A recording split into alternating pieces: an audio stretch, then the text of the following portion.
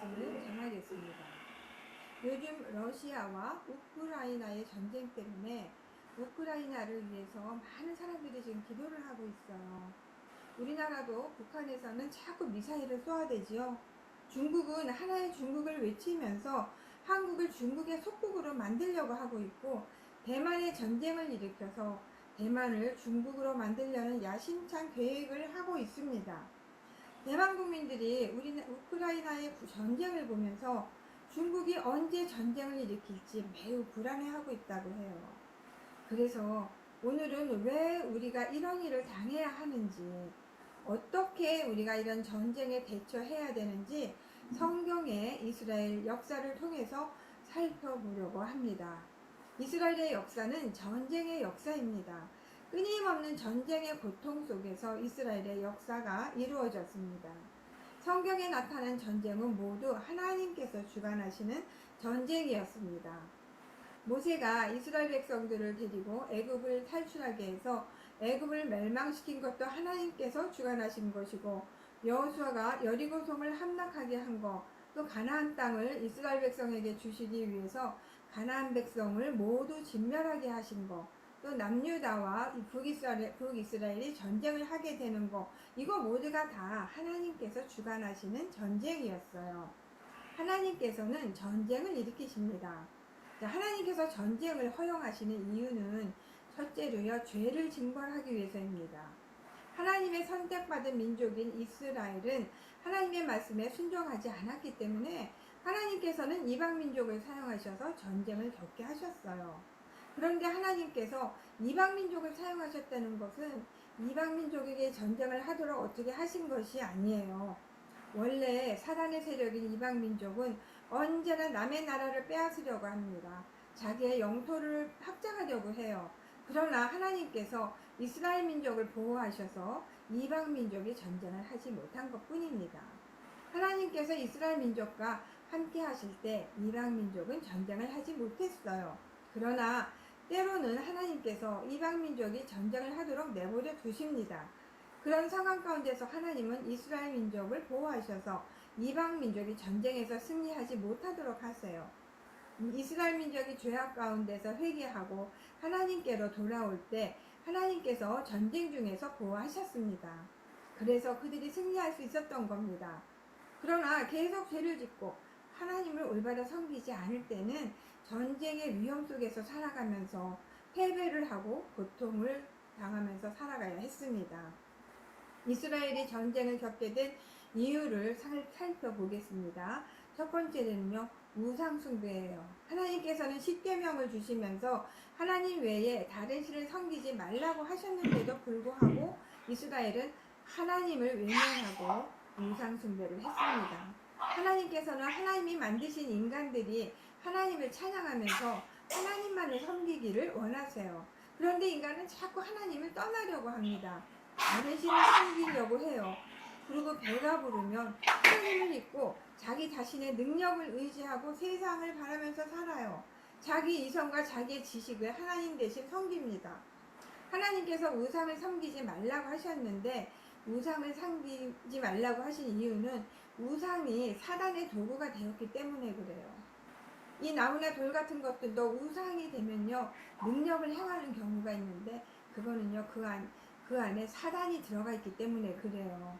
우상에게 절을 하면 우리가 사단에게 절을 하고 사단을 찬양하는 결과가 되는 겁니다. 사탄은 인간들로부터 찬양을 받기 위해서 인간들이 만들어 놓은 우상이나 종교에 들어가서 인간을 다스리는 신이 되어버리는 겁니다. 그들이 만일 내게 말하기를 우리가 어디로 나아가리요 하거든 너는 그들에게 이르기를 하나님 여호와의 말씀에 사망할 자는 사망으로 나아가고 기근을 당할 자는 기근으로 나아가고 포로될 자는 포로됨으로 나아갈지니라 하셨다 하라. 예레미야 15장 2절 말씀입니다. 한국의 역사도요, 이스라엘 역사처럼 건국 이래 계속 전쟁 속에서 이루어져 왔어요. 삼면이 바다로 둘러싸인 아주 작은 나라 한국은 북쪽에서 또 남쪽에서 계속 침략을 당하면서 역사를 이뤄왔습니다. 왜냐면요, 하나님을 섬기지 않았기 때문에 그래요. 우상을 섬기는 나라였어요. 한국은 하나님께서 함께 하시지 않는 나라였어요. 사단이 함께 하는 나라였어요. 아들을 낳게 해달라고 삼신 할머니한테 가서 빌었어요. 불상을 섬기고 샤머니즘을 섬겼어요. 그래서 한국은 가난하고 병들고 찌들고 전쟁에 져야만 하는 그러한 불쌍한 나라였습니다. 한국의 6.25 전쟁은요, 우상숭배를 한 죄의 징벌입니다. 북한 땅이 공산주의가 된 거는 하나님께서 하신 일이에요. 그 땅에 죄악이 들어왔기 때문에 하나님께서 사단이 지배하도록 놔두셨습니다. 우리는 김정인이나 김정은을 욕하기 전에 우리는 먼저 겸비해서 하나님을 올바르게 섬기지 못했던 것을 우리가 회개해야 됩니다. 이방 나라들도 하나님께서 다스리시는 줄을 알아야지 됩니다. 하나님께서는요, 포로될 사람은 포로되게 하시고 살리실 자는 살리십니다. 죽이실 자는 하나님께서 죽이십니다. 6.25 전쟁 전에 이북에서 예수님을 올바르게 잘 믿던 사람은 전쟁 이후에 남한으로 대부분 넘어왔어요. 북한 땅에서 순교해야 될 사람들은 하나님께서 남겨두셨습니다. 북한에서 신앙의 정결을 지키면서 하나님을 위해서 죽게 하셨습니다. 북한에 남아있는 사람들에게 인간 나라를 하나님께서 다스리는 것을 알게 하셔서 우리 북한에 남아있는 백성들이 하나님께로 돌아오도록 깨우치기 위함이었어요. 조선시대에 선교사들이 한국에 들어옴으로 인해서 한국은 하나님의 축복을 받기 시작했습니다. 일제시대의 신사참배로 인해서 한국이 남북으로 분단이 되었지만 남한에 많은 기독교인들이 생겼어요.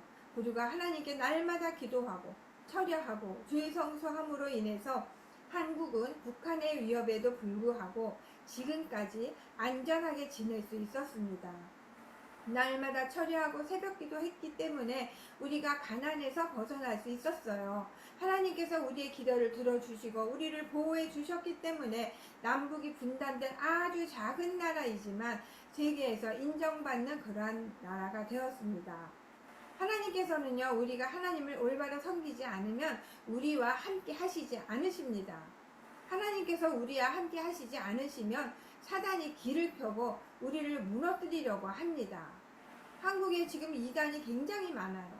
또 우상들이 고개를 들고 우상들이 어깨에 힘을 주고 있어요. 불교가 기독교를 탄압합니다. 사사건건이 트집 잡고 들고 일어납니다. 운동선수들이 경기 중에 기도하는 거를 방해하고 그거를 트집 잡아서 그냥 그거를 트집 잡고 막 들고 일어나고 있어요. 또 종로거리에 또 지하철역에 관상을 보는 전쟁이들이 얼마나 많이 있습니까? 사주 카페도 생겨나서 우리 젊은 청소년들을 많이 유혹하고 있습니다. 그러나 제가 학교를 다니던 시절에는요, 저를 비롯한 많은 청소년들이 학교에서 수업을 마치고 집으로 돌아가는 길에 교회에 들려서 기도를 하곤 했어요. 철야를 하는 학생들도 많았어요. 입시 공부에 매달리기보다 하나님의 인도하심에 매달렸습니다. 그래서 그때 CCC라는 선교 단체를 통해서 한국의 청소년들을 하나님 나라 확장의 일꾼으로 사용하게 했습니다. 선교사로 나간 많은 청년들이 있었습니다. 그런데 지금 우리는 어떻습니까? 우리의 자녀들이요, 주일날 교회에 가서 겨우 예배를 드려요. 형식적으로 드립니다. 기도하는 자녀들 요즘 별로 없어요. 왜냐하면 부모들이 원하지 않아요. 자녀들이 공부 잘하고 세상에서 출세하기를 바라지 하나님을 잘 섬기기 위해서 공부보다 기도를 열심히 하는 것을 원하지 않아요. 나를 사랑하는 거, 나를 위해서 사는 거, 이게 바로 우상숭배예요. 하나님을 위해서 살지 않는 거, 이게 바로 우상숭배예요. 근데 요즘 사람들은 온통 돈에만 관심이 있어요. 많은 돈을 벌어서 세상을 즐기면서 사는 것이 사람들의 목표입니다. 육신이 편하게 사는 것이 성공이라고 생각합니다. 이게 바로 우상숭배입니다. 이스라엘이 전쟁을 겪게 된 이유로서 두 번째는 성적 타락입니다. 성경을 자세히 살펴보면 우상숭배와 성적 타락은 항상 연결되어 있어요. 우상숭배하는 민족은 성적으로 반드시 타락합니다. 그래서 어떤 사람은 성경에서 나타나는 간음은 우상숭배를 뜻하는 것이지 성적 욕망을 뜻하는 것이 아니라는 주장을 하기도 합니다. 그러나 분명히 성경에서 말하는 간음은요, 우상숭배와 육체적인 타락 두 가지를 모두 의미합니다. 다시 말하면 영적인 간음과 육체적인 간음 모두가 다 하나님한테 간음이 되는 겁니다. 특히 혼종관계는요, 이거 죄예요. 요즘 젊은 사람들은 혼종관계를 별 대수롭지 않게 생각하고 거의 다 혼종관계를 하는 것 같아요. 그런데 이런 것 때문에 가정이 무너지고 사회가 하나님의 축복과는 관계없는 방향으로 흘러가는데 이 하나님께서 진노하십니다. 이스라엘이 전쟁을 겪게 되는 세 번째 이유는 가난한 자를 외면하고 사치했기 때문이에요. 성경에는 가난한 자를 도우라는 말씀이 여러 곳에 나옵니다. 이스라엘이 망하게 된 이유 중에 하나도 가난한 자를 멸시했기 때문이에요. 소돔성이 멸망한 이유도 성적 타락뿐만이 아니라 가난한 자를 외면했기 때문인데 그 말씀이 에스겔서 이사야서에 나오고 있습니다.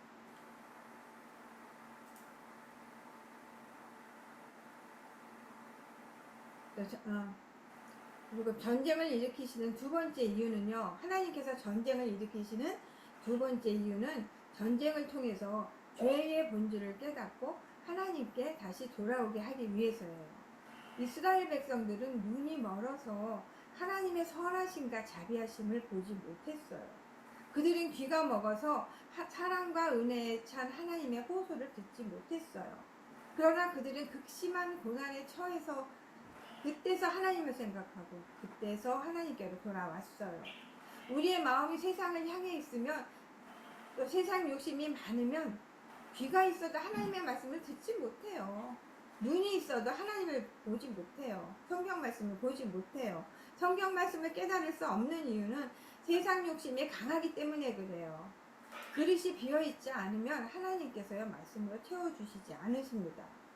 전쟁은요 하나님의 손에 달려 있습니다.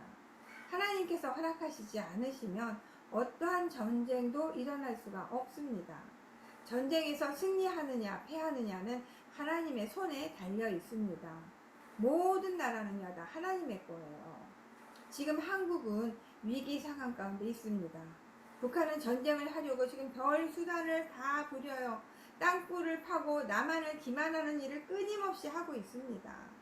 한국은 평화를 위해서 그들이 요구하는 것을 들어주지만 북한은 그럴수록 한국을 더 괴롭혀요. 우리가 알지 못하는 땅굴이 지금 너무나 많다고 합니다. 발굴되지 않은 땅굴이 지금 엄청 많대요. 그 파주에서 청와대에 이르는 땅굴도 발견됐고 또 연천에서 여기저기 땅굴이 지금 엄청 많이 발견됐다고 합니다. 또 부산까지 땅굴이 다 연결됐다고 그렇게도 얘기를 해요. 자, 우리는요 북한의 김정은을 죽일 놈이라고 우리가 욕을 해요. 그러나 이러한 일은요 김정은의 잘못만이 아니에요. 우리의 잘못입니다. 북한을 도와줘서 우리가 잘못한 것이 아니에요. 우리의 잘못은 하나님을 올바로 섬기지 못한 것이 우리의 잘못입니다. 우리가 하나님의 영광을 나타내지 않았기 때문에 우리 한국에 위기가 닥쳐왔습니다. 우리가 우리만을 위해서 살았기 때문에 북한이 한국을 우습게 보고 있어요. 우리가 돈을 너무 사랑했기 때문에 우리가 위험 가운데 처했습니다. 우리는 깨어야 합니다. 우리는 하나님 앞에 우리의 잘못을 회개해야 됩니다. 하나님께서는요 전쟁을 일으키세요. 왜냐하면 우리가 하나님 앞에 범죄했기 때문에 하나님께서는 북한을 사용해서 우리를 치실 수도 있는 거예요. 우리가 회개를 해야만 이 나라가 안전할 수가 있습니다. 하나님께서는 지금 한국을 지금 떠나고 계세요. 안타깝게도. 그래서 교회가 무너지고 전도가 되지를 않습니다. 우리가 회개를 하고 하나님께로 다시 돌아오면 하나님은 우리를 다시 보호해 주시고 우리와 함께 해 주실 것입니다. 북한이 저렇게 미사일을 쏘대면서 한국을 위협하고 천안함 사태, 연평도 사태가 일어난 거 이것도요 다 우리가 하나님 앞에 잘못했기 때문에 그래요. 북한이 죽일 놈이 아닙니다. 내가 죽일 놈이에요. 내가 하나님을 올바로 섬기지 않는 내가 죽일 놈입니다. 아무리 북한을 물질로 도와줘도 우리가 하나님을 올바로 섬기지 않는다면 북한은 계속 우리를 위협하고 결국은 전쟁을 일으킬 겁니다. 전쟁은요 하나님께 달려 있습니다. 아무리 군인들을 강하게 훈련시키고 최첨단 무기를 개발해도 하나님께서 함께 하시지 않으시면 전쟁에서 이길 수가 없습니다. 우리 군대가 나약한 것이 문제가 아닙니다. 기드온의 300명의 군사로 전쟁에서 승리했어요. 미국의 링컨 대통령은 상대편 적의 군대보다 병력이 약했지만 기도로 승리했어요. 미국이란 나라는 하나님의 것이라는 것을 깨닫고 하나님께 미국을 바쳤기 때문에 링컨 대통령이 이끄는 군대가 승리를 했다고 합니다. 군인들에게 강도 높은 훈련을 시키는 것보다 하나님을 경외하고 교회에서 우리가 더 기도하고 더 예배드릴 수 있도록 가르치는 것이 진정한 군사 훈련입니다. 그래서 이승만 대통령이 군대 안에 교회를 다 세우도록 한 것이 아닙니까? 지금은요, 부대 안에 절도 있고 성당도 있어요. 그래서 지금 군대의 기강이 엉망이 되어버렸어요. 군대 기강이 다 무너졌습니다.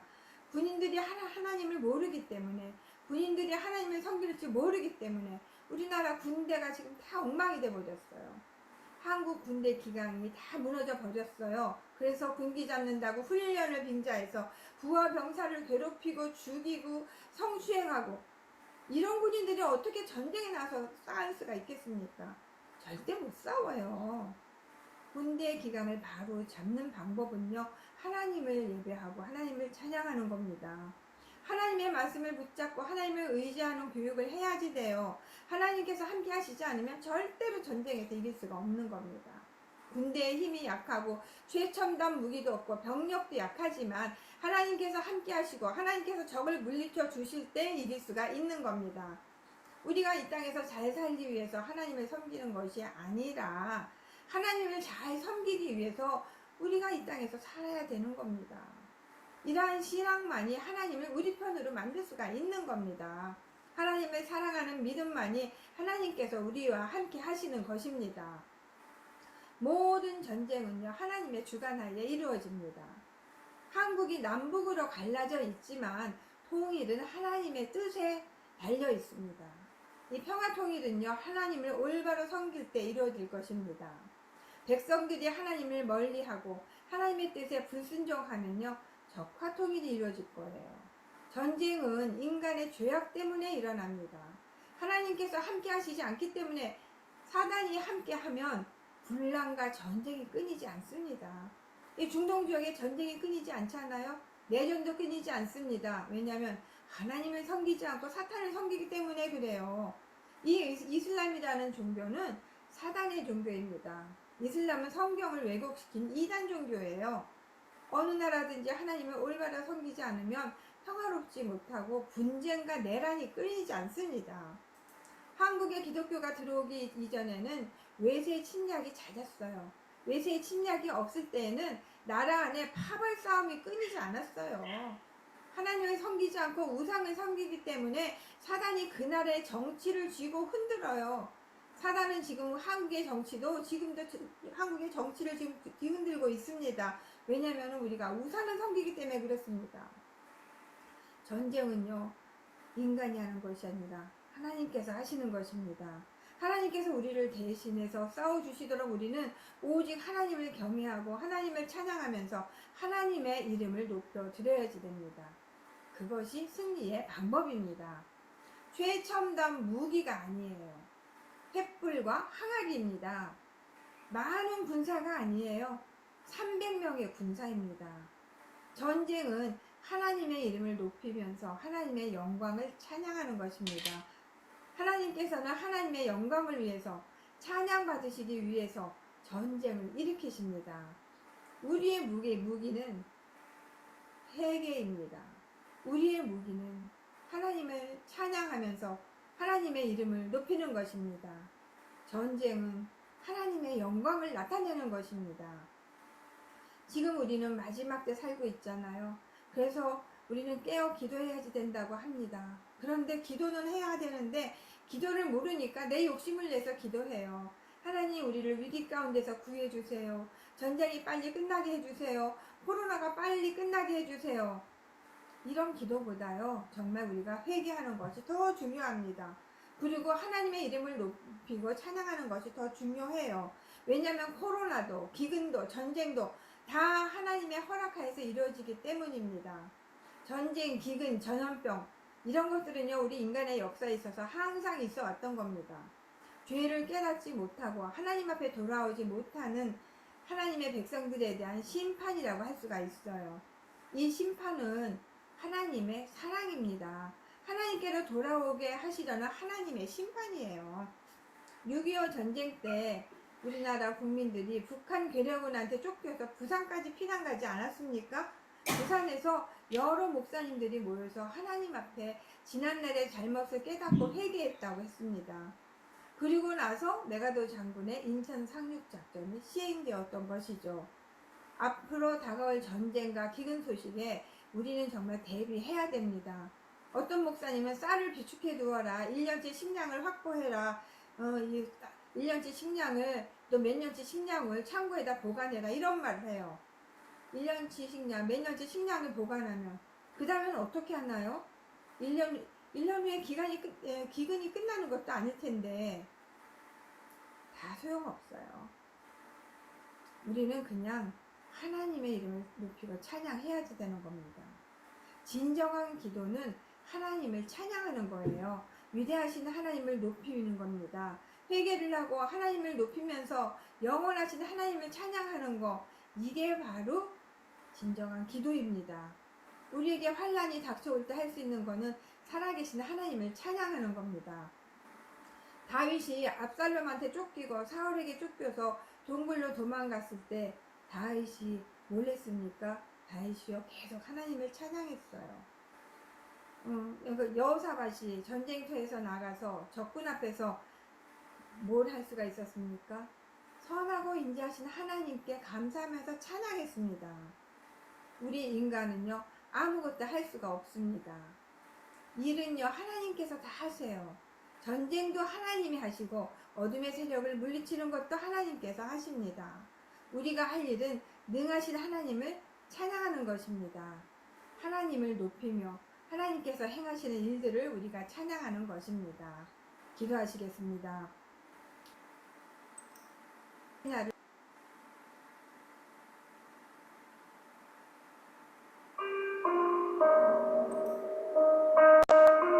(25장)